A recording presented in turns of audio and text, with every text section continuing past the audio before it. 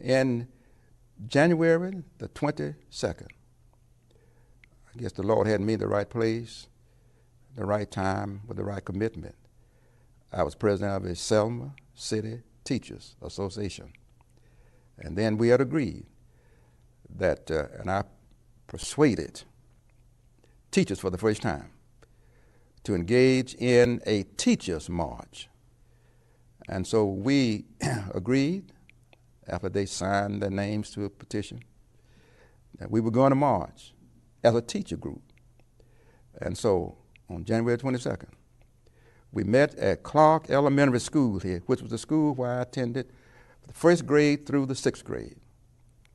We met upstairs, and we marched up a file. My partner was my 10th, 11th, and 12th grade science teacher. His name was Mr. A.J. Durgan. He was the incoming president of the Selma City Teachers Association.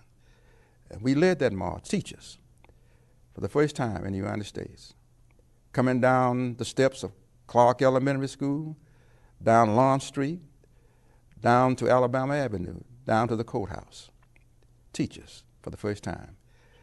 Getting down to the county courthouse, that was standing next to the steps, the superintendent of education, the chairman of the board of education, to persuade me, because I was a teacher, to take the teachers back to the school because we had made a point, and that no longer should we try to pursue that right from that particular point. And I told them we had a right to be at the county courthouse. It was our courthouse. We were not backing down from our right to be there. And I asked the superintendent and the chairman of the board, who signed my check, to step aside. We went up those steps. Jim Clark had his deputies across the door, and he indicated that we were trying to make a mockery out of his courthouse. And we indicated to him that that was our courthouse also. He gave us 1 minute to move off of those steps.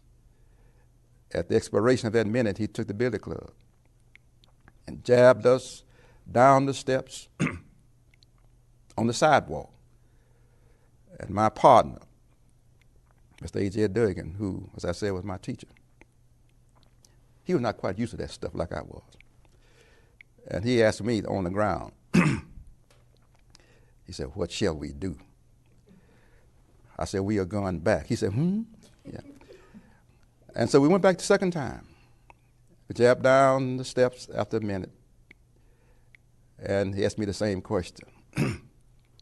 I gave him the same answer, and he gave me the same response.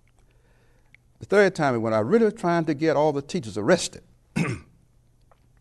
because teachers were not aware of the tremendous influence. They were the largest black professional group here in Dallas County. And so after going back the third time, he said, "If you don't go up these steps," Jim Clark said, "we're going to arrest you." I said to myself, exactly what I want you to do. And so at about 45 seconds before that minute expired, someone on the inside of the courthouse came and pulled him on the inside of the courthouse door and said, I didn't go in there with him, but I can imagine what they told him. For goodness sake, don't arrest those teachers. All right, all right. Welcome to the Lineage Podcast. We are live. We appreciate y'all for joining us today. It is a rainy day, but it's still a wonderful day. We are here. We are the grandsons of the Reverend Dr. Frederick D. Reese, MJ and Alan Reese. We are here every Thursday, once again, on the Lineage Podcast. Got a great show lined up for you guys today. Please subscribe to the YouTube and hit the bell, hit the notification button. We're going to have a lot of good things coming up. We appreciate everybody that's been subscribing. I know that we're starting a movement here, and we appreciate everybody's participation. It really means a lot to us. This is our fourth week? It's our fourth week going on this series. And we've had a lot of praises. Shout out to Mrs. Aline C. Reese. She calls us every week after the show and say she appreciates us and she's proud of us. So we don't take that lightly coming from the queen herself. 91. She's 91 years old, and she'll be 92 next February, Lord willing. So today we are discussing. Hold on, let me pay some bills. Y'all purchase, Selma Self-Sacrifice. It is on Amazon. That is the autobiography of Reverend Dr. Frederick D. Reese, written by himself and the lovely Mrs. Kathy Walters. Please, if you want to donate to the Frederick D. Reese Foundation, that is fdreesefoundation.org. And we appreciate, we did a tour 2 weeks ago, and we appreciate the donation by the couple. I had their name written down, and I misplaced it. But the tours have been great, man. People have been really learning about Granddad, and they have really been in awe about the missing piece of the movement that they didn't know about. And they're taken back to their home of New York and New Orleans and Pennsylvania and Philadelphia. All the people that we toured that's coming from around the nation, they're taking a piece of history back with them, some knowledge. And coming up, we're going to try to do more things with people that does the tour. Also, what am I missing? Book, foundation. I guess that's about it. Today's show is Local Power. We named this Local Power. We want to highlight some of Reverend Dr. Frederick D. Reese's accomplishments in the local city, local county of Dallas County in Selma, Alabama, throughout the years. Mm-hmm. He actually made impact before he was born in Selma. He left to teach and came back to Selma, still teaching. Taught in Wilcox County. That's where he met Grandma, right? Yes, sir. That's where he met Grandma. His own brother. Yeah, met Grandma there, and came back to Selma, continued to teach, and continue to make a major impact throughout the city. So we'll highlight on that, and we also want to show how your local voice can impact the nation. That's right. And so it started with Granddaddy doing local things that really got the attention of the local people in Selma, which then translated to Dr. King coming and John Lewis Sneak and SCLC coming, and he impacted the nation. He couldn't have done that without the local power. Go ahead, bro. Right. No, go ahead. No, so that's what we want to illustrate, and even in your life, don't think that it always has to be big. Start small. Right. Start small. You'll make a good impact. That you can't build nothing without foundation. Nothing. Absolutely nothing. Yeah. Small beginnings turn into big finish. That's right. What's going on, Bill? Oh, that's what I wanted to say. If you want to see the show how it is, and you want to see all the bells and whistles, go to YouTube. I want to tell all my followers that call me Carter. Go to YouTube. The young lady who just came in on my Instagram, go to YouTube, go to the Lineage Podcast, and you can really see the format of the show very well if you do that. Yeah. Okay. Yeah, we paid all the bills and we got all the business out the way. So let's get into the show. Let's talk about local power.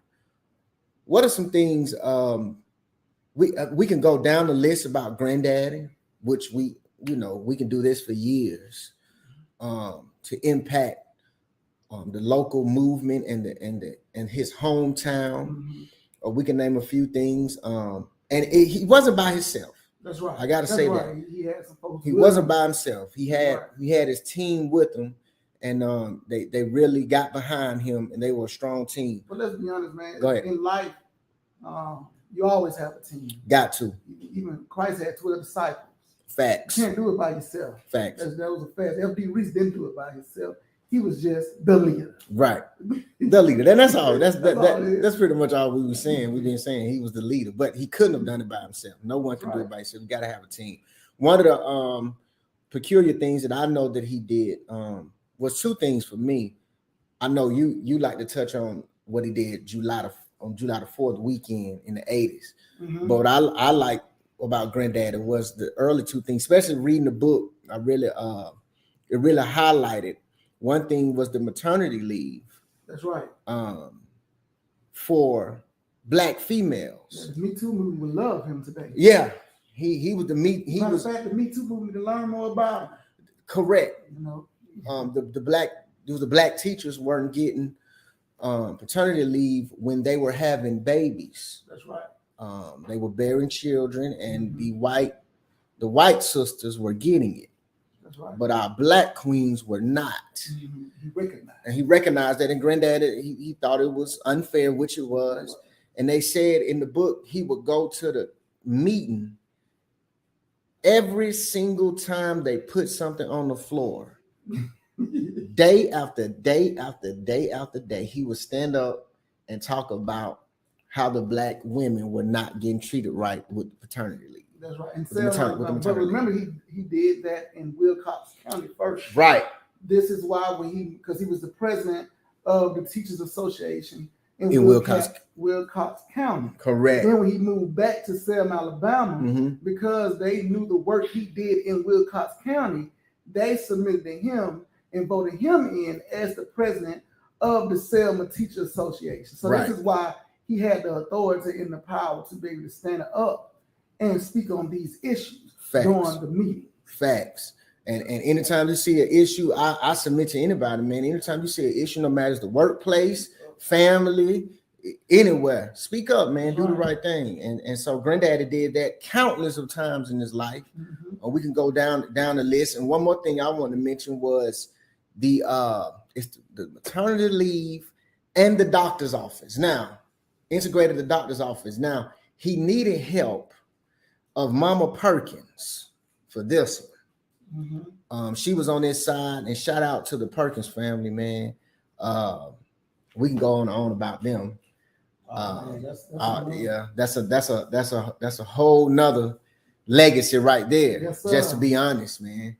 But Mama Perkins, Miss Etta Perkins, she was very instrumental. She was a nurse in Selma. She was a nurse in Selma. That's right. And what they were doing, they were calling the black women by their first name. So, for example, if a black woman come in there, grandma's name was Aline. Well, grandma's name is Aline. When they needed her to call her back, they would just say Aline. Yeah, so disrespectful. Right, and they would say it in a tone that was disrespectful. But when they called the white sisters, they would call her Mrs. and whatever her last name was, Mrs. Jones. And I think Granddaddy was in the office. Grandma was pregnant with my dad. We're pregnant with Daddy. That's right.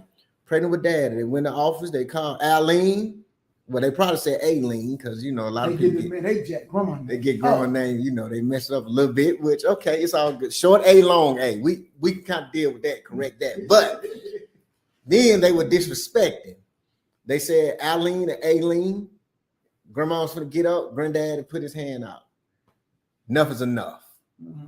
So he went to the window and said, "You will respect my wife, and her name is Mrs. Reese. Mrs. Reese, and you will address her as such."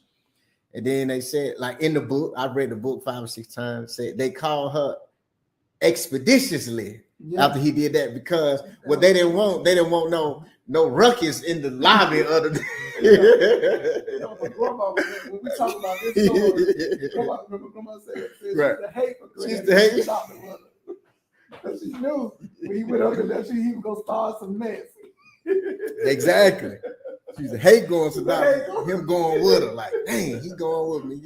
It's gonna be some problems in here. But in hindsight, man, that was the right thing to do. That's right. You know what I'm saying? He stood up not only for his wife and the mother of his children, but he stood up for all the women that would come after that.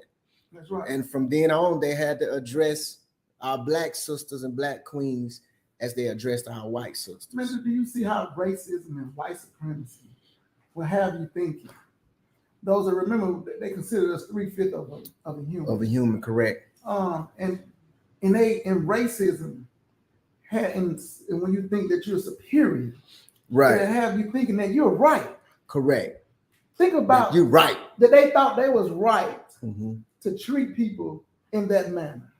Ridiculous. It's ridiculous, man. And think about today, the people, some of them still have that same mindset. Not all. That's real. I disagree with the notion when people say all white people are racist. I no. with that all day. Because we know some. I've had some white people that has gone to bat for us with this legacy more than our own. Correct. But that does not that does not give us the right not to talk about the white supremacy in the mindset. You can say it's a mindset, you can say it's a spirit, you can say whatever you want to say. But what we know is that it is real. That's right. And these individuals still have this mindset today. Okay. Auntie Fifi said they definitely have that mindset. You're 100% right, man. You're 100% right. So I know. Before we go to a little commercial, you can expound on Walmart a little bit, and then we come back. We'll get in the hot topic. Walmart. They boycott. A lot of people don't know. We just had the 4th of July, but in Selma, Alabama, the reason you go in Walmart today and you see blacks as cashiers, managers, general managers, is because of Selma, Alabama. This is another part in history that history does not share with you. But in 1980, I think in 1982, Selma, Alabama boycotted Walmart on the weekend of the 4th of July. They made the executive leave Arkansas and fly down on a private jets to what we call Craig Field in Selma, Alabama, and sit down with F.D. Reese, Marie Foster, and the individuals who had led a boycott to get black people. See, one thing about it, when we talk about change, black people held their money from Walmart. See that dollar, that old mighty dollar. Shall we talk about it? It has some power. And it carries some weight. So what they did, they boycotted Walmart. They held their money, and it made those executives come to Selma and say, "Hold on, Dr. Reverend Reese, can you please call the dogs off? We will from this point on hire blacks as cashiers and managers and so on, and make sure blacks move up in this corporation." So today, all over the nation, you see blacks moving up in Walmart. It's because of Selma, Alabama. So if I have some people who work for Walmart and you work in a place of authority and you're black, man, learn about F.D. Reese, man, because they stuck their neck out. They held their dollar for us for Walmart to do right by black people. Facts. I must say that. Fact. 100% facts. And everything he just said was 100% real. We're going to go to a little commercial. When we come back, we're going to discuss hot topics. Got good hot topics for you. My brother kind of made some people mad over this hot topic. So we're going to get into that when we come back. I persuaded teachers for the first time to engage in a teachers' march. And so we agreed that we were going to march. Nice.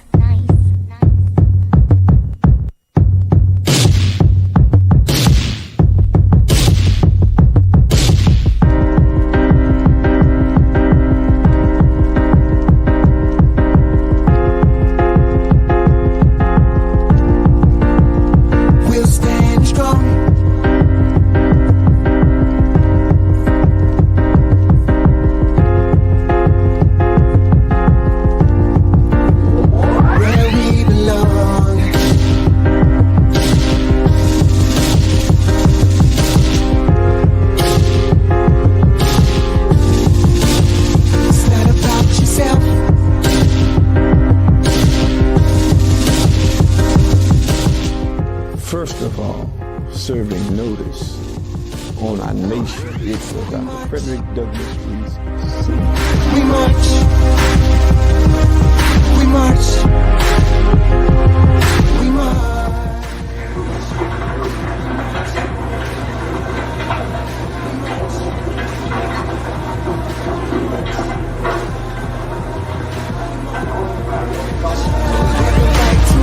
He said, "What shall we do?" I said, "We are going back." He said, Yeah.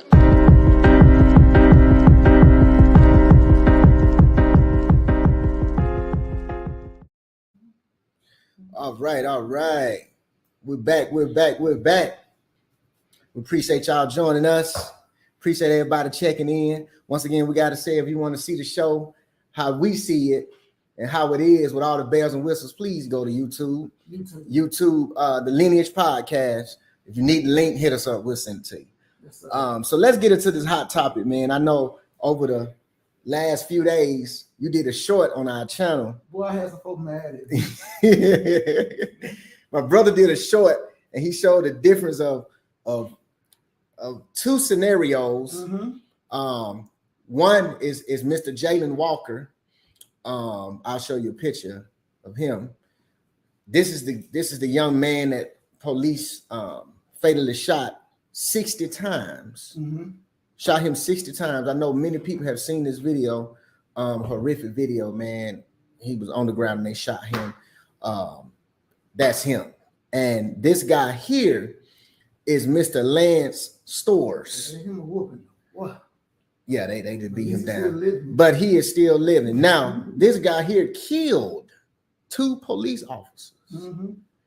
And so I'll let bro kind of expound on the difference of Mr. Jalen Walker and Mr. Lance Stores here. Well, yes, I shared this as a short on YouTube, man. I had some folks mad at me. It got about 2.6 thousand views in a matter of 5-6 hours. But what I would say is that the difference between the mindset and the approach. And my thing was when I was going back and forth, because I had some white individuals who was coming at me about this, saying that I was trying to race bait and all that. I guess they don't know. They might want to Google where we come from. Yeah. And tell me I was making money off race bait and all that. Oh my God. So, but but you know me, MJ, I don't argue with emotions. Mm-hmm. I care less about your emotions. Right. I bring facts. Mm-hmm. And when I bring facts, it quiets the storm. And so what I love to do, I don't just talk about what happened. I like to go to the root and start how was the mindset created? Mm-hmm. Now, and what I do is this: the mindset of the difference between how law enforcement approaches the young black male and how law enforcement approaches the young white male. We have to go back when we came out of slavery after the Emancipation of Proclamation.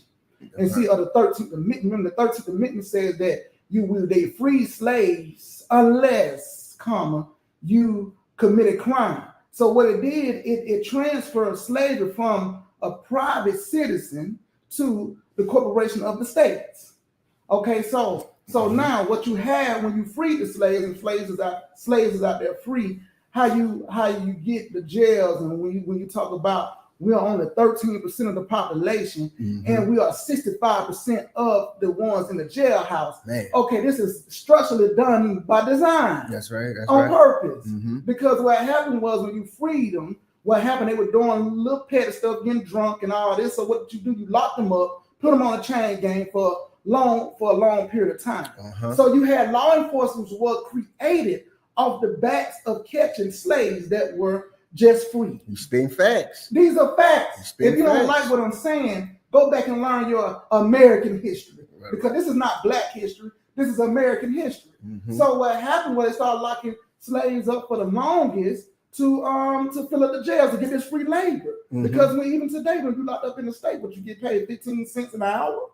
You know what I'm saying? So the free labor. So the mindset of law enforcement towards blacks and whites were created in that manner. Okay, right. Now they remember when they freed the slaves, they sent white people to the shows. That's what they call them, the shows, and they had the blackface. If you don't understand where the blackface come from, you got to understand that they sent white folks to the shows, and what they did, they made black people look like they were demons, like we were subpar human, that we were gonna rape their women, we were gonna kidnap their kids, we were gonna destroy them. So the slaves went from being submissive and beaten to submissive to people who are gonna endanger you and gonna kill you. Think about that. Right. The mindset. We're gonna talk about the mindset. Right. How do we get here to this point? Right. And I know I'm kind of long with on this, but going. I want to paint this picture for you. Right. There you go. I want to paint this picture for you. And so what I mean is that, so what happened was they started locking blacks up. They portrayed us as being this villain. Mm-hmm. So now what you have, law enforcement, and one young man said that the situation was different because they was able to negotiate the white man to stop shooting after he had killed 2 officers. I said, but blacks don't get to the point. Now you got some blacks who have shot and killed officers, but remember we're on 13 population. 13%. Remember, and it's barely with the whites and blacks that die. It's only a few more whites that get killed by law enforcement than blacks. but we on the 13% of the population, and white people are 75% of the population. Wow. So who's getting killed more? Wow, man. Yeah. Yeah, if you count numbers, whites are getting killed more by numbers, but we like to go by percentage. Yeah, it's higher rate with us. But the higher rate is with us. Correct. Let's not go by numbers. Right. You know what I'm saying? Wow. So what I'm saying, the black people don't even get a chance to negotiate. You get what I'm saying? Facts. We don't get a chance to even negotiate. We've seen it. We've seen it hundreds of times, y'all. I just say in my lifetime, I've seen it. And I explained to him how the way I was raised is a reason why I'm probably alive today, because I've been racially profiled so many times in Clayton County, in DeKalb County. Officers pulling me over, searching my car unlawfully. But my dad taught me one thing coming up is that it's better that you cannot have court on the side of the road. That's right.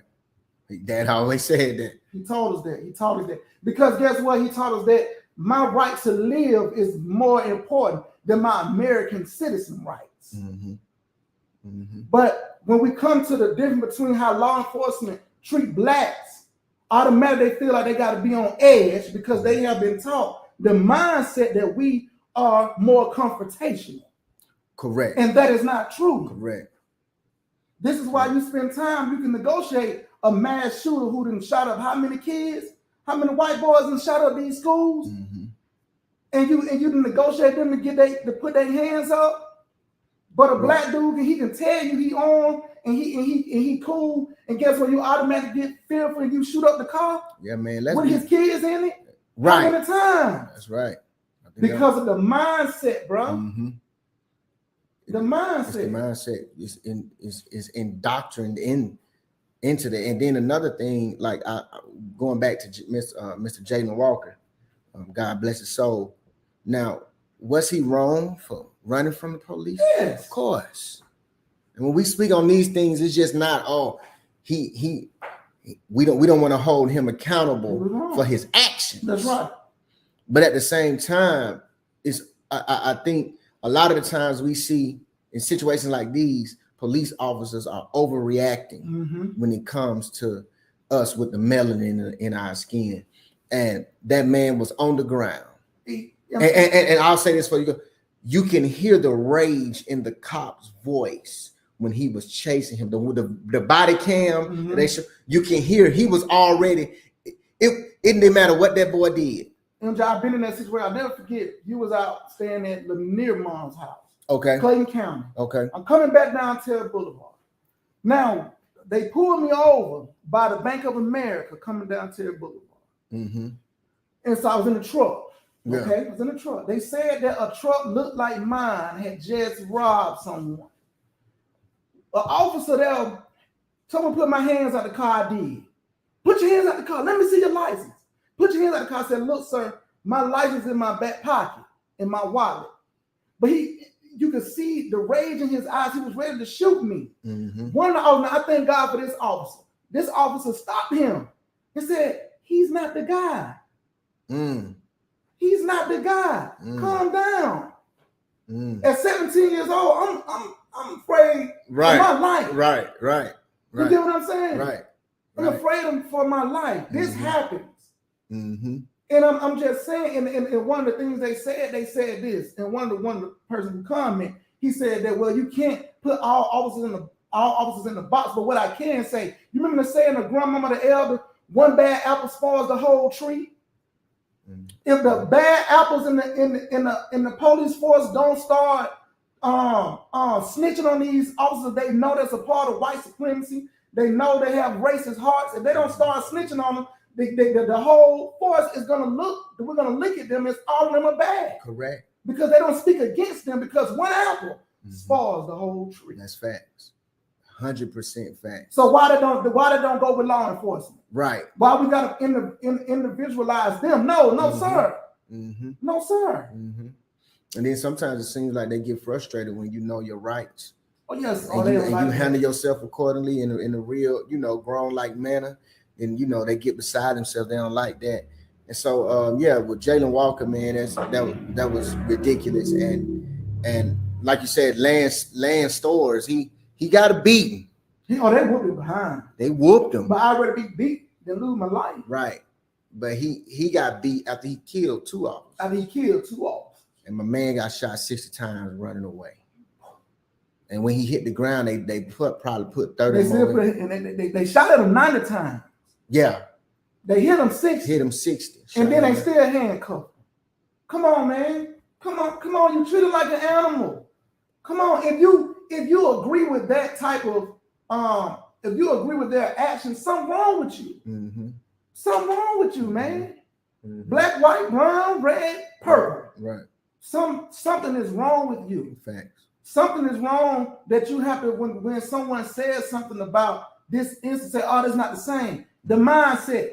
Learn your American history. Well, see what it is, MJ. We do not have enough white people knowing their American history. They only know the white side of American history. Mm-hmm. They don't know both sides. You tell them to go look at a documentary on the 13th documentary. They don't want to learn about that. Mm-hmm. You tell them to go learn about Tulsa, Oklahoma, and Black Wall Street, how that was burnt down. They don't want to learn about that. Right. Then you talk about critical race theory. You don't want to teach that. Now, only thing about critical race theory, I don't want them to weaponize it, but you don't want your kids to know. Right. About, Texas just had to shoot down a law that they was trying to say that instead of calling it slavery, they called it involuntary relocation. I saw that, man. What kind of mess is that? Ridiculous. And people agree with this mess. So if you agree with that, you have white supremacy. Mm-hmm. You are racist. Mm-hmm. That's right. Simple as that. It's nothing. It's that's just a God honest truth. Mm-hmm. And you need to go to your barbecues and your churches and all that and tell the truth to your people. It's nothing else black people can say to you. The white people who disagree with racism and white supremacy, you got to go talk to your own folks. Facts. It ain't our job no more. Facts, man. Let's touch on another hot topic today. It's kind of in my lane. Now I know everybody's seen this young lady here. Oh Lord. We kind of late to the party. We talking about it, and this is the gentleman here. We'll just touch on this a little bit. But if you don't know, this young lady and this young man had a child together. His son is the youngest son. Okay. And she has 4 children, so 3 are older. He was trying to bring his son some McDonald's. They used to date, and her thing was when they dated, he used to feed all the children. Okay.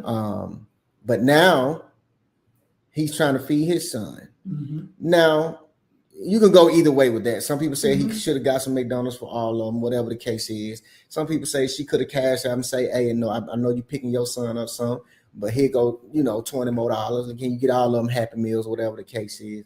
Okay. Cool. I get that. You can go on both sides with that.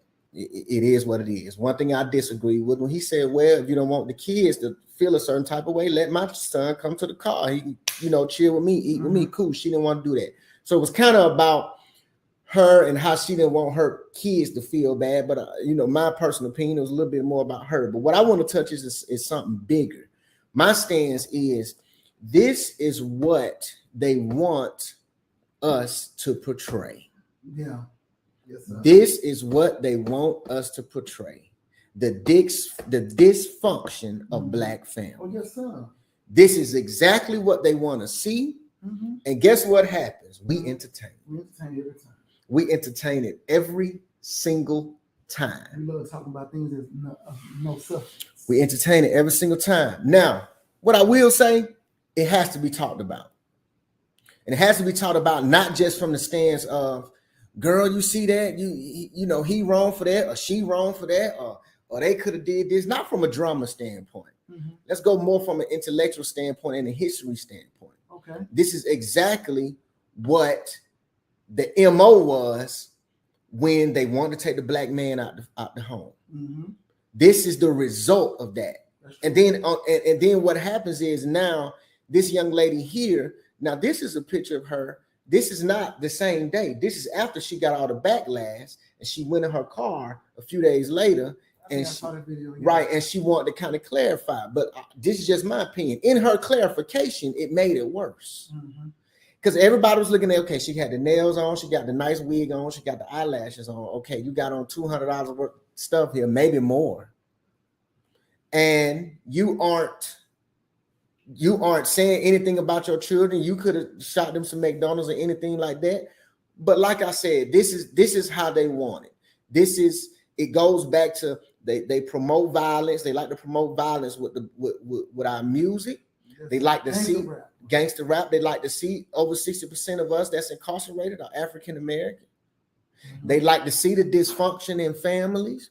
They want to see more single mothers, and guess what? They incentivize that by the court systems and the welfare systems and everything. Now, do some women need help like that? Of course. Yeah, of course. Right. But at the same time, they have incentivized it so good that some women abuse it. Then they have a mindset of they feel like that it's supposed to happen. They are entitled to it. Mm-hmm. And so that's the stance. My take with that, as far as the McDonald's, man, it's not about the McDonald's with me, because it could have been anything. Well, how they portray black women today, man. You know, I always say this: the Claire Huxtable is not awarded anymore. It's not. That's true. Harriet Winslow is not awarded. Facts. That woman is at the bottom of the barrel. Right. If you don't have a story, the woman that married young, built something with a family, this and that, and what the word that is a curse to a lot of women today has been submissive to their husband. Whatever, however you feel like being submissive is, that woman is not recognized today. She's not recognized as strong. As strong anymore. Right. She is not the cornerstone of the black family anymore. Yeah, she's not the model, right? She's not the Coretta Scott King and the Aline. Right. Is not the person they look up to, because remember, Megan Thee Stallion got an NAACP Image Award. That's exactly how they want your young daughters to act, like Megan Thee Stallion does. You look at the lady, the senator in Virginia, who is a senator, a House of Representatives, I forgot who she is, but she's out there twerking for votes. Think about it. Twerking for votes. A black woman out there showing her butt, twerking for votes. That's what they want the women to portray, the black women. You get what I'm saying? You don't see nobody else twerking for votes. That's a crime shame. You know what I'm saying? What the powers that be, how they allow black women to be portrayed. And in this season, black women have the authority to control the image on how black women are portrayed. Man, bro, you just said a mouthful. That's just real talk. You just said a mouthful. But what the problem is, and we ain't gonna touch on it too long. You know, this is God day. But the problem is, women have this code where the wives, the model wives, the model citizens, the model women. See, back in the day, grandma used to tell you, you need to pull that skirt down. You need to do this. Auntie used to tell you that, right? What they used to call you. They call you. You're smelling yourself. You're acting fast. And all that. They'll tell you. And you ain't talk back to grandma. You ain't talk back to grandma. You knock them out. Just yes, ma'am. Yes, ma'am. Keep moving. And keep on moving. Nowadays you can't tell them. You can't. And see, that's part of the problem. Now women are on this code, and I think the Me Too movement has something to do with it a little bit. Now women have this code where they feel like if they tell another woman something, that it's almost like they down talking. Yeah, because we are in I disagree with what world we in now. We in the world that don't tell me nothing about how I need to act. It's almost like I can't stand people say they got these bad kids, and you can't tell their kids nothing, but they won't do nothing with their kids. Right. You know what I'm saying? It's the same thing now. You out here, and what you putting out is not good for what you say you're about the black agenda. Well, me personally, if you're about the black agenda, you can't be about the black agenda but without being about the black family. You can't. When we as black people put the black family first, we got further. This is why after the civil rights movement, the government main job was to tear down the black family. Slavery couldn't tear them down. Right. Jim Crow couldn't tear Tear them 'em down, down. right. So we got to find something Mhm. that can tear the black family down. And they were Mhm. successful. Yes. They were successful. Because they knew with a strong man in that house, Mhm. it's going to be a little bit more structure. So what can we do? We're going to incentivize Mhm. getting the man out. That's right. So woman, you can have this money, you can have this help, you can have this finance, you can have all of this on under one condition. You don't have a black man in there. You can't And have a then man. another thing they taught, and I always say this, when you go back to affirmative action. Yeah. Affirmative action benefit white women more than anybody because That's they were correct. considered a minority, Mhm. right? It supposed to benefit the black men, Mhm. but it benefited the white White woman, woman. but the white woman went and grabbed the black woman. Right. Okay, but what the white woman did, and the people could disagree with me, you can agree with me. Yeah, what whatever. the white woman did with her elevation, and she understood her man was still working in the factories and this and that. Mhm. When she became a nurse, doctor, this and that, and they sent her through school, or she grew in the corporation, she chose wealth for her family instead of independence. Correct. So, but what they taught a lot of black women, I ain't gonna say most, Mhm. a lot of black women, because see, we are different. We got some different women. We got Yeah. Aline and Coretta Scott King in the house. Right. But what I see out there is that a lot of black women, they'll say, well, I'm educated. Now, I won't date that forklift driver. Right. I won't date the trash man. I won't date the truck driver. Well, these truck drivers make money, baby. But they still Oh, no. But listen, what you're saying, you point on something right. Yeah. It's not just it's just not the occupation. It's what the occupation is. That's right. That's right. And so, Yeah. you know, the image of the occupation. Right. So now that's what you have. So now I'm independent. Right. You know what I'm saying? Right. Because I expect to have this certain type of man. If this corporate woman, I need a corporate man. Right. That's not always so. Even if the trash man making 80 grand. I don't want him. I don't want him because he's a trash guy. How can I go in my corporate with my corporate colleagues? Right. They ask my man what he do? for Sanitation. I work for the sanitation department for the Cobb County. And there's nothing wrong with that. That sanitation paying all the bills. And he a good man. Right. He a good man. Right. So Right. we separate us, and MJ, it starts with the mind. That's right, The man. mindset. That's we gotta right. change our mindset. Now, don't get me wrong, black men during the day, we drop the ball. Yeah. Unfaithfulness, one of the biggest things Yeah. that hurt the black woman. Let's Mhm. let's talk about the elephant in the room. Right. We sorry. Yeah. You get what I'm saying? Right. Forgive us. Right. Right. But let's move. One thing about first mayor of Selma, Alabama, Pastor Perkins. Mm-hmm. He always say, "Where do we go from here?" Right. You know, now at this point, Right. now how do we move from here? How we move on? Are we gonna from stay here? Yeah. talking about the past? Mhm. Or we gonna say, okay, black man, black woman, I forgive you. Let's move forward. Mhm. You know what I'm saying? But what's important is, let me tell you something. The stronger the black people are together, the stronger the family is, Mhm. the more dangerous we are. Mhm. It's like I agree with Tank when he said what he said. The threat isn't violence. It ain't. The threat is our love, man. I love, man. When we together, we powerful. man. Think about the gangster rap. Think about all these rappers getting these big deals. You got more rappers big in that than anybody. Mhm. All of them, because they doing their parts, bro. Mhm. They doing their part. Lil Thug and doing their part. We keep on promoting, robbing. And there's another thing I wanted to say. You know, when you go to school, they ask you a question. They say, "What you want to be in life?"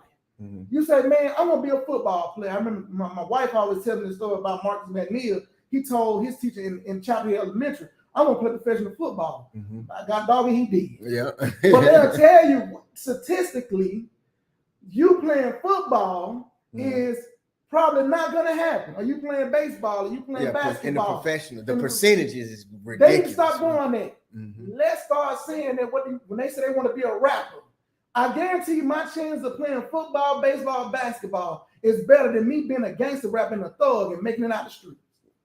Of course. Let's start talking about that. Yeah. Mm-hmm. Let's start talking about that. Forget it. They want to play sports. Let them play. Yeah. Leave them alone. Yeah. Let them go get You that. want to be yeah. a street? You want to do what? Oh no, the statistics say, man, you're gonna get killed, Right.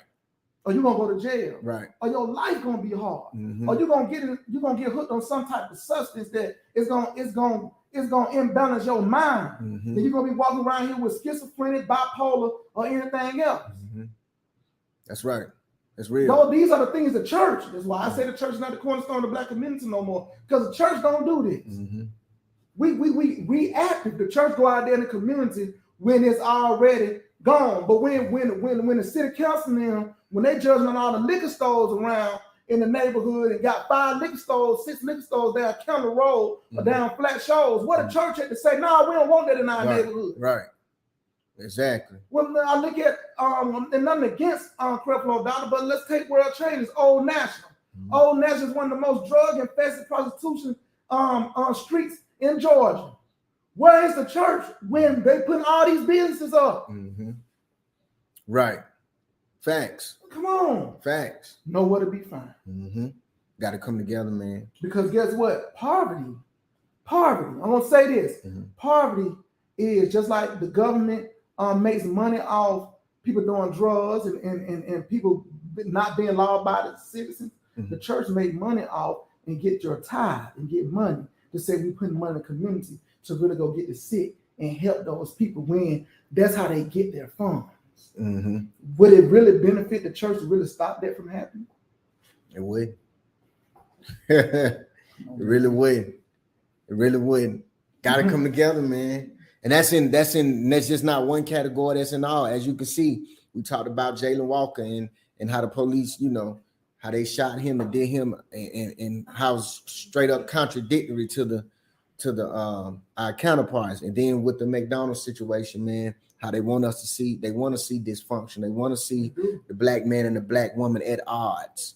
They want to see that. So what we have to do is come together, man. And that's why we kind of want to do these hot topics, because we want to show you how our granddaddy's story and how his life was and compared to today's time, and show you how even back then it's still relatable. Mm-hmm. The stuff that they went through is still relatable today. Sometimes it may just it's the same face but a different nose. It's the same face but the eyebrows a little different. And so we got to be keen enough to be able to see that. Hey, back then they were saying you ain't got the right to vote. They were changing the test. You was trying to learn the answers to the test, and they were changing your face, right? Mm-hmm. Now they want to see us at odds. They want to see more single mothers. Mm-hmm. They want to see this. They want to see more of us locked up. So it's the same face, y'all. Same face. Man, turn your phones off when you're arguing with your significant other. Baby, Thanks. Dad, baby mama. Stop recording this mess. You know what I'm saying? Stop visually recording it. If you want to record it through audio, if something go wrong, you want to take the court, right. You can court, okay. But stop putting this stuff on social media. Right. If you're gonna record it, then record, like, for instance, I'm not against, recording, or like you say, audio. If there's a domestic dispute, so you can kind of, okay, I get it. But that's private. But these nonsense, right? Come on, social media. Facts. Learn how to close your doors and work and argue and work things out behind the scenes. Well, what it was, she thought she was going to expose him, because that's the word she used. I'm exposing you. But what she really did, expose herself. And then in the grand finale, expose the dysfunction of us, man, as a people, man. We got to stop that. And then I got to say this for my white individuals, stop using those that right there to tell your community, see, black folks don't know how to act. Don't take that one instant and take that to your community and then say, oh, this is how black people act. This is why people don't want them in the community and don't want this and that. Right. Something wrong with you. You take one instance. What if I took the one instance and said all y'all like that? Yeah. And I just got on here and said all white people ain't racist. I never thought that. Never thought that. You know what I'm saying? That's just real talk. Fact. So, but at the same time, like I just said, stop taking this to your community, because that's not right. Mm-hmm. If you take that incident of McDonald's to your community and say this is how black people act, you're racist, right? Because that's not how black folks act, right? And black folks start arguing behind closed doors. Stop trying to expose people on social media. Mm-hmm. This stuff shouldn't be on Facebook and on Instagram, right? Come on, your kids can see this years when y'all make up. Your kids can go see this crazy. Mm-hmm. That you done went viral. You done went viral on some dumb stuff. Come on, man. Change your mindset. Facts. What I got to do, what I do every show, what we do every show, man, like, if there's new people watching. So we got to go down the list to show you why we do what we do. It's just not about, we love the community. We want to see our community do better as a whole. A lot of people, they hit us up. They like our mindsets. You know what I'm saying? And when we have different themes and different things to offer, different things that we say, it's because of that. But we'll show you where we come from, and we show you what our main focus is, and our mission is to get Granddad's get his name out there in the books. We got a little audience here, just help us out a little bit. The reasoning for the young lady, for the angle of the McDonald's, was that he didn't bring the older 3 kids any food. He just brought his son, which was the youngest, the child they had together. He just brought their son food. He didn't bring the other 3 kids food. So she didn't want her kids to feel bad because they was going to have to see Lil Junior eat his McDonald's in front of the other 3 kids. What I'm saying, that could have been worked out in a more behind closed door in a more adult way. Can I ask you a question? Yeah. With that said, and a lot of women agree with her and some disagree. Right. I've seen this happen. I've seen a man get married and a woman's married. And because he's married, she take him back to court because he has more income. Right. And they have kids together, and his new wife or whatnot have kids together. And I've heard many women say, I don't care about the other kids. I want mine and what's mine. Man, you're 100% so right. My same question to those women, did you agree with him? Right. Because a lot of women will say, I don't care about those others. So you'll take money out of other kids now because you feel like you want more. Yeah, and I'm gonna be honest. You're 100% right. And what the court system has done too is gave a sense of entitlement to women of that nature, because it feels like now we are, and no kids are mistakes, but the court system has deemed it to now we are covering up your mistake, right? That's the message they're giving to women. So now those type of women have got entitlement. So she won't feel bad for having more kids out of wedlock, right? So now she expect the courts and him to not make her mistake look bad. But the father don't get that same grace. We don't get that. What do we get when we cover up ours? No, you're gonna pay child support for these kids you have with her. And then the kids you have at home with your wife, you're going to have to. So it's not covering your mistakes up nowhere for the father, but for the mother. The court system has now created a monster and a sense of entitlement to where when you make your mistakes, there's no accountability. Where you bumped your head, there's no accountability. But the father got to show his bump in his head. But the mother, like her, in her instance, it has come to the point where she feels like, I don't want to have my mistakes thrown in my face in no way, shape, form, or fashion. Whether if you feed one kid, feed all of them. Because now I don't want my kids to be like, well, why he only get? Then I got to explain, well, that's his daddy. And they say, see, then I got to explain all that. But as fathers in the court system, we have to. As mothers, it's created a sense of entitlement. So that's why it needs to be reformed. The whole court system needs to be reformed, man, point blank. And you can go all day about that. But let's get back to this. Reverend Dr. Frederick D. Reese. Y'all know what this is. This who say that? Jermaine Dupree. Y'all know what this is. So deaf. Reverend Dr. Frederick D. Reese. This is him locking arms with Mrs. Coretta Scott King on the way from Selma to Montgomery. On the 7th of Montgomery March 21st, 1965. As you can see, all the people behind them.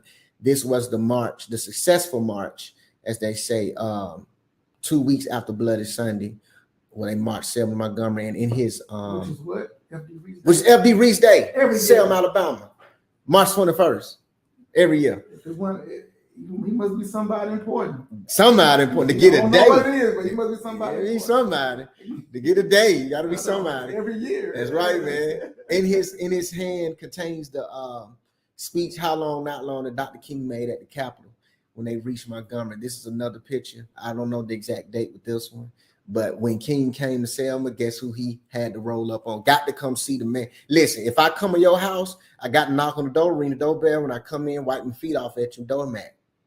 And that's what King did, because he had to come holler at the president. Why would you come to Selma and not holler at the president? You had to come holler at the president. This another picture with King.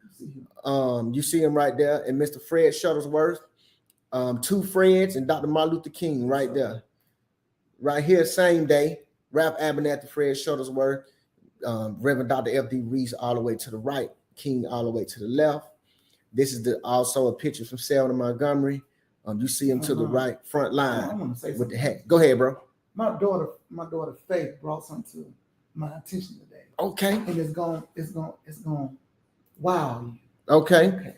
Now, Miss Rosa Parks was in that front line. Yeah, she's all the way on all the way. Go ahead, bro. Go ahead. This is why I want to let white people know slavery was not that long ago. Okay. We all know Harriet Tubman, right? Yes, sir. Harriet Tubman. Yes, sir. She died in the year 1913, right? Okay. Rosa Parks was born in 1913. Ooh. And I said, Faith, think about it. Rosa Parks was born in 1913. She's on that picture with your Gigi Papa, and you knew your Gigi Papa. See how close slavery is? And that's his great granddaughter who I'm talking about. Yeah. This will let you know. Right. Right. Rosa Parks was a slave. Right. Who helped free more slaves than anybody. Right. Okay. Well, Harriet Tubman, yeah. She died in 1913. Mm-hmm. Rosa Parks, who's on that front line, was born in 1913. That's crazy. With F.D. Reese. F.D. Reese. In Faith knows her Gigi Papa. Right. He was alive while she was here while he was living. That'll tell you, look, if we can still touch generations, right, with people who was living, right, with people who were slaves, right, slavery wasn't that long ago. Wasn't that long ago. That's crazy. You want to put it out there. That's to crazy. White people who say slavery was so long ago, like it's ancient history, like you reading the word of God or something. Right, right. Come on, bro. It's crazy. That's why we need reparation. Mm-hmm. That's why every house of rep, if you're black and you're a house of representative and you're a senator, if you ain't out there trying to write a bill for reparations for black people, you don't need to vote for them. That's simple as that. You don't care about black people. We can't play the same game that the Institute of Voting was built off. We got to play a different game. We can't play the same game. Right. And if they're not talking about helping black people, because black people are the only people who was imports and goods. We want immigrants. And immigrants benefit off the backs of black people. Mm-hmm. Let's be honest. And if you got immigrants in America who talks against black people, something wrong with you. You need to go learn your true American history. Mm-hmm. But it's because of black people is why every person, black, brown, and minorities have, even the LGBTQ community, have the rights that they have because of the struggles of black people who their people was descendants. We are descendants of slaves that America with the Atlantic slave trade when it got from Africa. That's the story they tell you now. Mm-hmm. If we're going by that story, right. Come on, man. You got to talk about reparation for black people. That's the only way you're going to fulfill the 300-year financial gap between whites and blacks. Facts. Those are facts. I'm not here to argue people's emotions. If you come at me on YouTube, come to me with facts, not what Aunt Susan's saying and Suzanne told you. Come at me with facts. Mm-hmm. Simple as that. Fact. You're right. 100% right. 100% right. I can't. Let's see what the comment. I'm not even finna read that, Tris. I'm not even finna read that, bro. Back to the. All right. This is Bloody Sunday. They said he won there, but there he go. Yeah. It was fake news. Yeah, fake news. Fake news that said F.D. Reese was not at Bloody Sunday, but Jose Williams right there standing next to him was in charge of the logistics. And he appointed Granddaddy to make sure that everyone, they marched double file to make sure everyone was 3 feet apart. Because that was one of those ridiculous little laws that if you one of the ridiculous ordinance that if you march, you got to be 3 feet apart. So Granddaddy, that was his job. So of course he went on the front line, but there he is before they gathered right there. Matter of fact, did Dr. King talk to Granddaddy before that? Who talked to Granddaddy before that?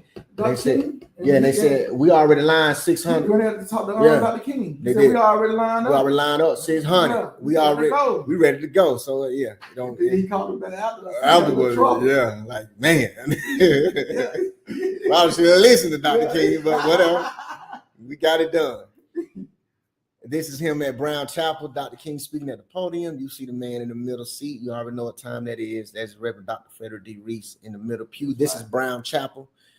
This is the church where they had all the mass meetings. He's the reason why Brown Chapel is Brown Chapel. If you don't know, listen, I know we skimmed through this, but if you don't know, if you want to know way more, please book a tour.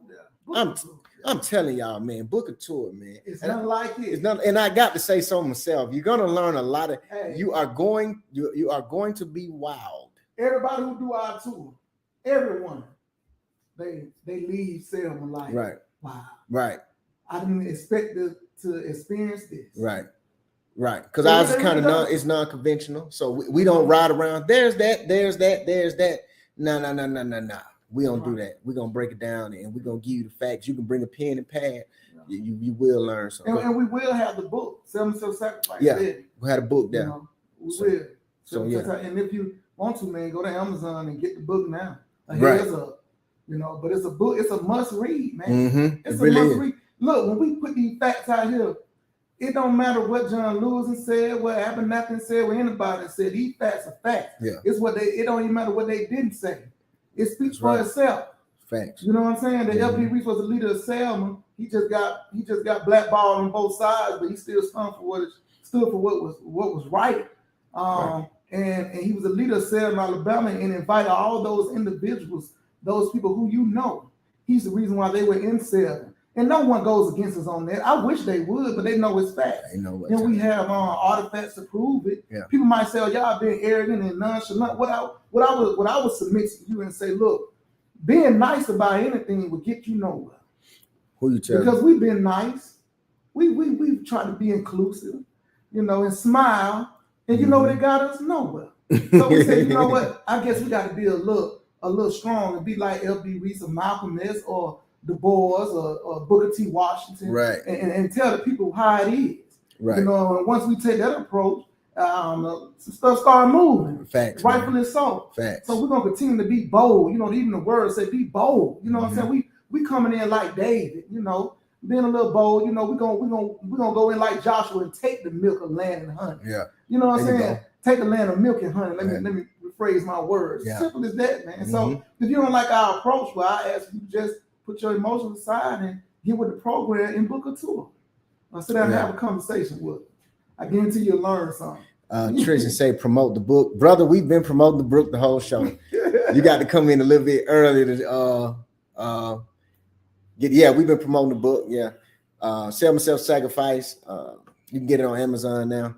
Matter of fact, let me put this back up. There you go. Back to what we was doing right here is Reverend Dr. F.D. Reese, High Priest Martin Luther King, Rap Abernathy, and Shuttlesworth behind him. I want to say, did you say this might have been the funeral of James Reed? Yeah, I think so. Think it's the funeral of James Reed. We're gonna see if we can get the facts on that. It has to be because that many people weren't there when Jimmy Lee. That's right. That's right. Because that was after Bloody Sunday. Correct. And that's when people all over the nation start coming. Correct. So a lot of people was at that. Right. They were already in the city. Facts.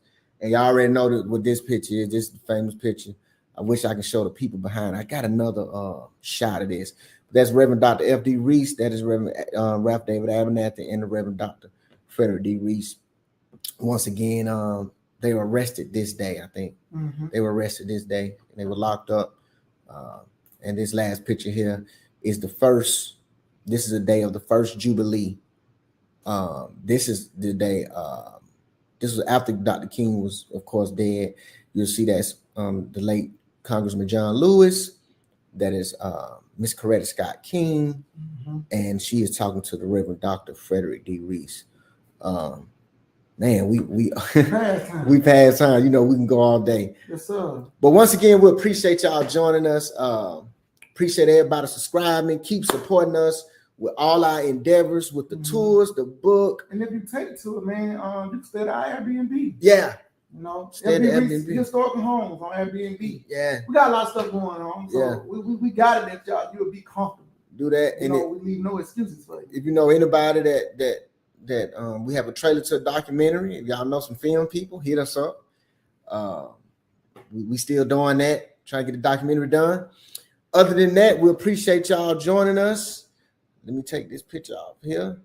We appreciate y'all joining us, man. Until next Thursday, love and peace.